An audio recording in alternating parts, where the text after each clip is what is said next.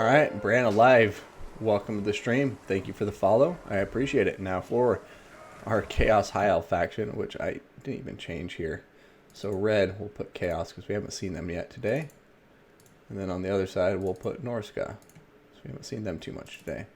Now for the Forces of Chaos, we're going to have the Summoners of Rage, some Chaos Marauders, the Mirror Guard, and Chaos Knights with Lances. I absolutely love these guys. An excellent charge bonus, a great shot cavalry unit that you don't see too often in multiplayer. Kolek Sun Eater, along with the Chaos Sorcerer of Fire. Then we have the High Elves here.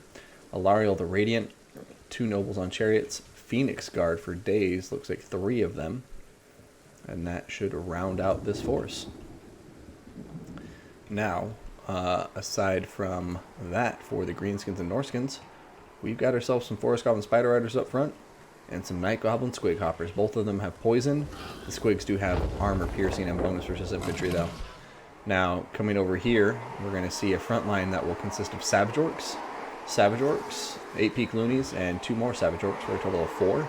Got some Nasty Skulkers, 1 on either flank. We've got Orc Arrow Boys, to Rusty Arrows, and some more Orc Arrow Boys for a total of 3 Archers. And then we have 3 Marauder Hunters with Javelins. We're going to be looking here at some Fimir Warriors with great weapons. And then we also have the Fimir Miststalkers, Regiment of Renown. Aside from that, we are going to be looking at Wolfric the Wanderer on top of his Mammoth. He is going to have Hunter of Champions, Stand or Die, or Fight or Die, and then Seafang. And then you also have Wurzag on top of Spleen Riffer. The Great Green Prophet has his typical loadout, and hopefully we'll get to see some of these lovely feet of Gork. Now, that rounds out our two teams' armies, and we'll see what happens from here. Needs more Daka. What is this? Says Tank House. What is what? This is the 2v2 tournament. We're in the playoffs. An ace match between 2 fine teams. And we'll see what happens. I mean, say the Greenskins clearly have the mobility advantage. The Greenskins and the Norskins, you know, they have some nice light cav to help support and pin down nobles and so forth. They have the missile advantage for sure, but I think the big question is going to be whether that missile advantage is good enough to take care of these units before they get killed off. And I think we may be seeing some very critical burning heads in this matchup. If the burning heads go well, the Greenskin and Norskin missile line can be devastated and taken care of. If the burning heads are not successful, I think the Greenskins will probably win just due to overwhelming firepower. They should be able to just shoot down the key units very quickly between 3 archers and 3 javelins. You know, even these guys will be at risk. Armor sundering from the rusty arrows, and even with their silver shields and everything, this isn't an ideal target, just something I'm using as an example. They could get shot down with enough focus fire, but obviously the primary targets, I think, are going to be Kolek and the Nobles and Alariel in the end, but we'll see. Effigy to get, he has 2 of them, so it's going to be pretty critical to see how Super Team uses those. And oh crap, I did it backwards. So red faction has Chaos, my bad, and blue faction has Norsca. Corrected it in the nick of time, as in before any of the units get in combat. But yeah, burning heads from this Chaos Sorcerer of Fire is going to be very important. And I'm wondering if the Greenskins saw him come out from hiding there just now. They should be seeing him soon, and then if they do, I think that should be one of their primary targets to deal with. It looks like Wurzag's actually getting on the other side of the hill, perhaps worried that Fireball is going to be in play. A wise decision, but maybe he just checked the kit because he looks like he's feeling a bit more brave about coming out here. Okay, but here comes the Nasty Skulkers, and if they can get a smoke bomb here... Oh, but here comes the Burning Head. They're going to push forward, and it looks like they're going to be able to dodge it. Some very nice micro here on display from Super Team 1.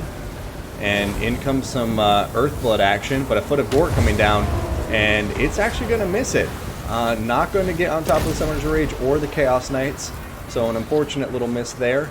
And now the Nobles are getting into the back lines here and trying to do as much damage as they can. over here, it does look like we're going to be seeing Effigy to get going down on top of Alariel the Radiant.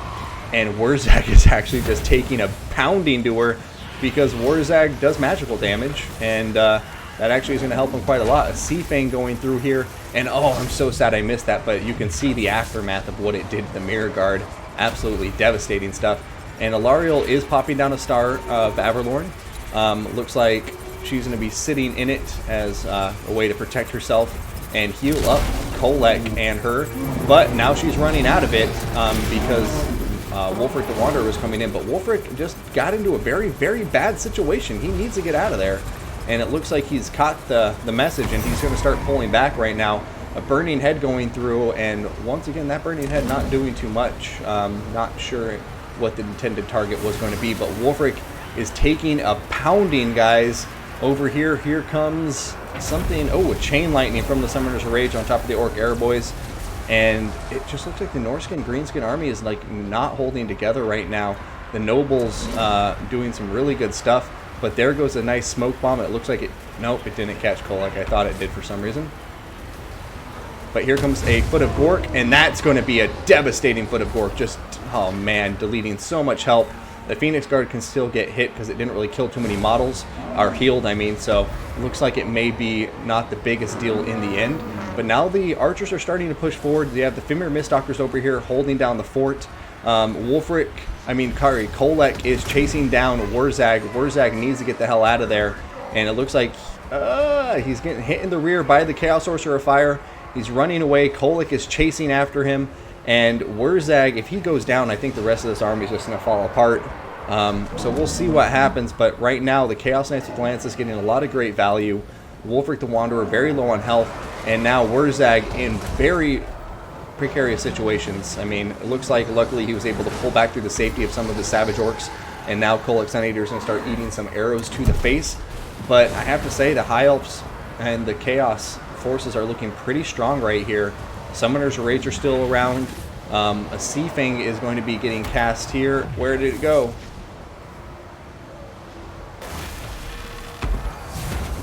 Am I just completely missing it? Like, I don't even know where that Sea Fang was. Oh, there it was.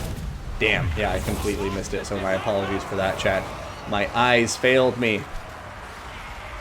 But yeah, the Nobles are just on top of Wurzag and Wulfric, and they're taking so little damage. I mean, Wurzag had a moment there where it looked like he would be able to kill off Alariel, but it just seems like that overinvestment is really biting him in the ass here. And now you can see here the Summoners of Rage getting netted in place by Effigy to get, but it looks more out of desperation than any strategy to kill them. And Wulfric the Wanderer is trying to come over here, trying to save Wurzag. He's pushing a lot of units all around with his huge mass, but Wurzag is routing. He's terror routing, and he's getting smashed by units on all sides of him. And the balance of power is just getting further and further out of favor. We have Savage Orcs coming over here trying to help out, but Wulfric is now taking a ton of damage, and I think we're going to be seeing Han win this 2v2 here and fighting for their life to stay in this tournament. Yeah, Wurzag is in a bad place now. And yeah, I just don't really... there's a very little chance of victory here, it seems. Obviously, no healing over here on top of the Norskin and Greenskins. And Wurzag's going to be routing, and the Chaos Sorcerer looks like he may just chase him down. He's faster. And like in a 1v1 fight, and all like in a vacuum, Wurzag would be able to win that, I think. But yeah, there goes the next Star of Averlorn, this time catching Kolek. And that will probably be all she wrote. But in comes the Fimir Mistdockers, diving in for combat, but the Nobles are behind them. Phoenix Guard are coming up behind them. And the healing is going to reign supreme. Army loss is probably going to be kicking in here at any moment now.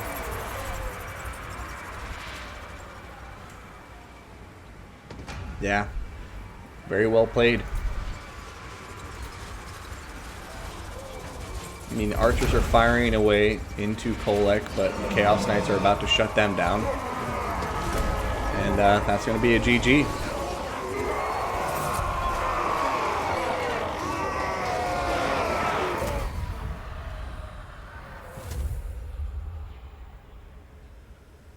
You can have 4 players in a game? Yeah, you can have 8 players in a single game, Tank House.